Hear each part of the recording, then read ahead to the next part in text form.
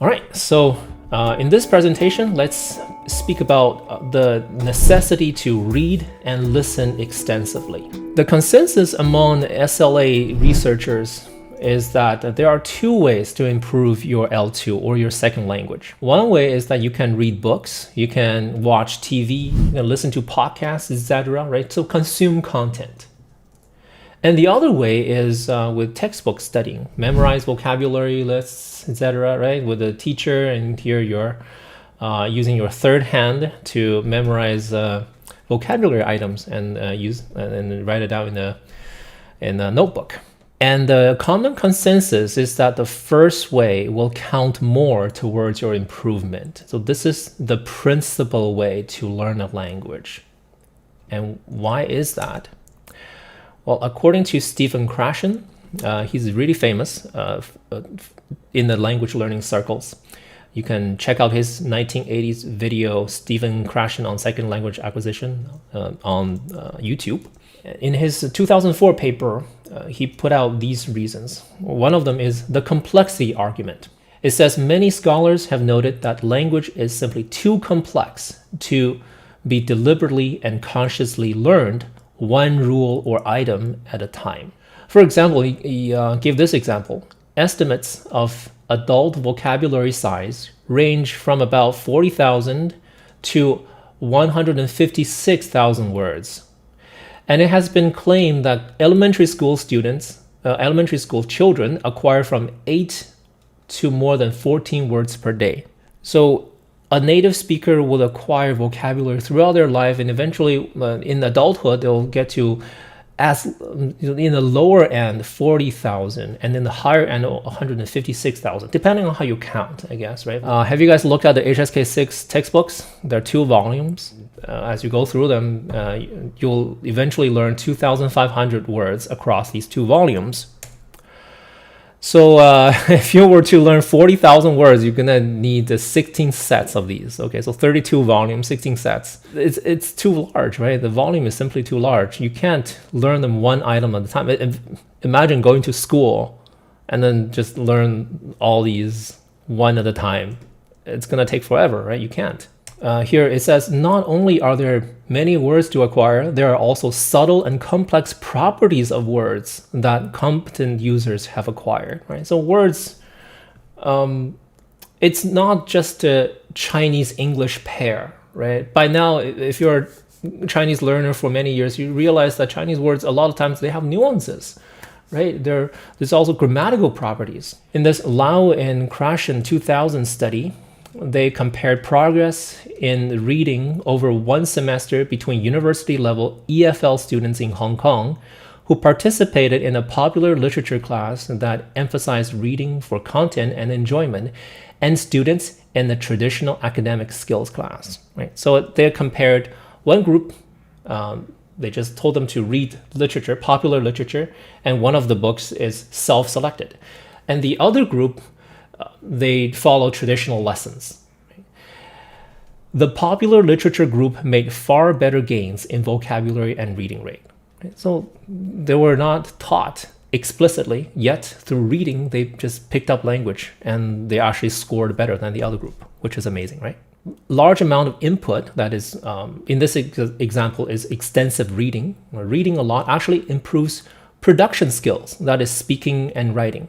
So when we talk about perception, it's listening and reading, that's perception. When we talk about production, that is speaking and writing. Right? So here, this textbook by Hitchcock and Ferris mentions that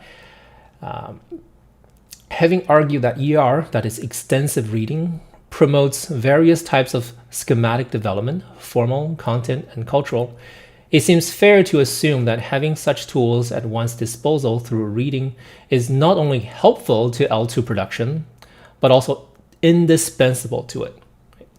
So reading a lot, listening a lot is essential for being able to speak well. Have you seen any person who can speak well, but who does not read a lot? Right? Or do you know any good writer who don't read? Right? So reading a lot and listening a lot is essential if you want to be able to speak well and write well.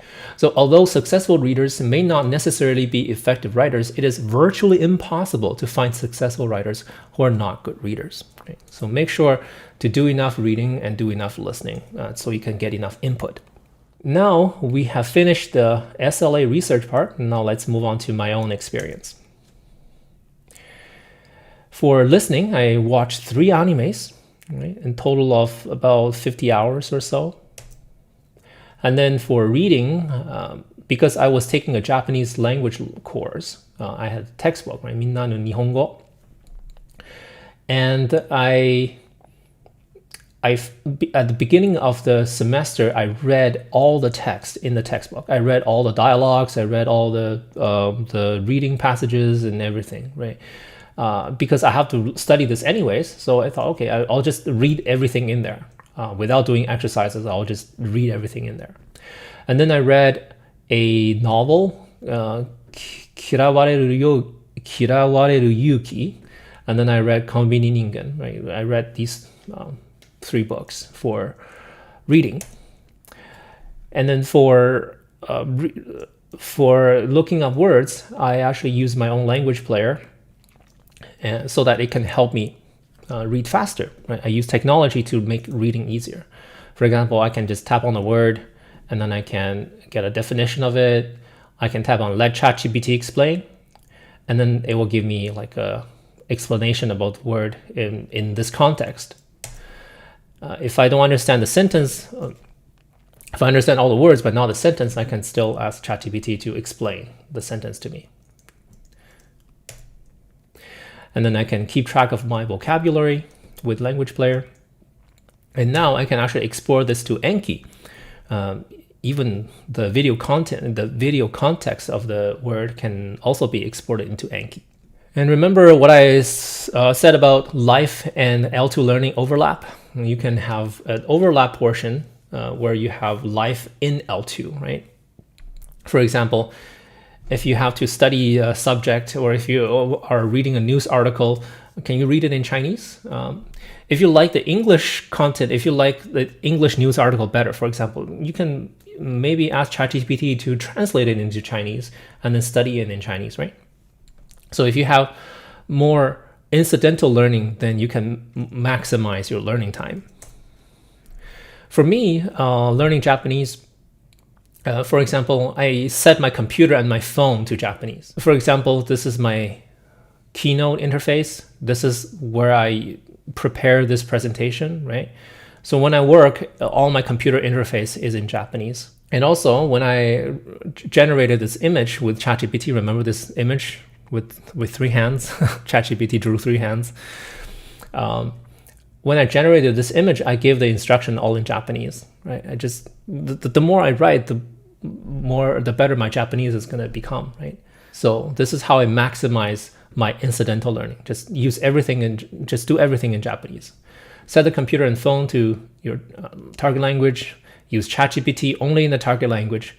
Translate material into the target language for reading, and use the target language for work and school if possible. So that's my experience. And finally, let's look at other people's experience in how they have maximized their input. For example, as we have mentioned last time, this user, Taira no Ronemori, and he said, I started to do rewatches of anime I like using Japanese subs. Right? So he watched a lot of anime in Japanese and followed along with Japanese subtitles. And he also read a whole bunch of texts like Ginga Tetsuto no Yuru and Konbini Ningen, which I also read. Right? I also read this one as well. Right? So we share some of our input inventory. And for listening, he said he listened to a lot of podcasts, right? And he made this big infographic about what he did. He watched all these TV shows and anime. He read all of these books. I also listened to the same podcast he listened to, right? Incidentally. Yeah, so as you can see, he did a lot of reading and listening, right? Yeah, quite a lot. So that's what really helped him to get this incredibly high score. Finally, this user named Steve IJ3 Sorry, I'm just butchering your name. So he, in his YouTube video recap of his experience, he mentioned that he used the mass immersion approach. And as a result, he got 137 out of 180, right? Not as good as the other guy, but also pretty high, higher than me, right? He's 37% better than me. So, and he's not even Chinese, right? He's not even Asian, right? So he had like theoretically he has to put in almost twice as much effort, but he did it, right? And he did it better than me. And he championed this MIA, mass immersion approach. He said it's basically that only a small part of your learning comes from textbooks and grammar at the beginning, while almost all the rest is from reading and watching things you're interested in. Right? So this is a transcript of his YouTube video. I'm just reading it to you. He says basically you need to focus on your input rather than grammar and textbooks. And what's the mass immersion approach? Well, it's basically like a input-based learning approach that's championed by this particular YouTube user, Matt versus Japan. He put out a lot of videos championing this input-based approach. And this is not rare. This is extremely common. Many users on YouTube, if you just Google input, language input, comprehensible input, or input-based learning, you find a lot of videos. Like this guy, Chris Lonsdale, and Stephen Krashen, our beloved linguist, and this YouTuber, right? And also this guy, Jeff Brown. They all have like millions of views, which I'm very jealous of. Hopefully one day my speaking skills can improve and my YouTube videos will also get many more views. And then this YouTuber, Lindy Botis, he's also a very famous South African, now living in Singapore, and he's a UI designer.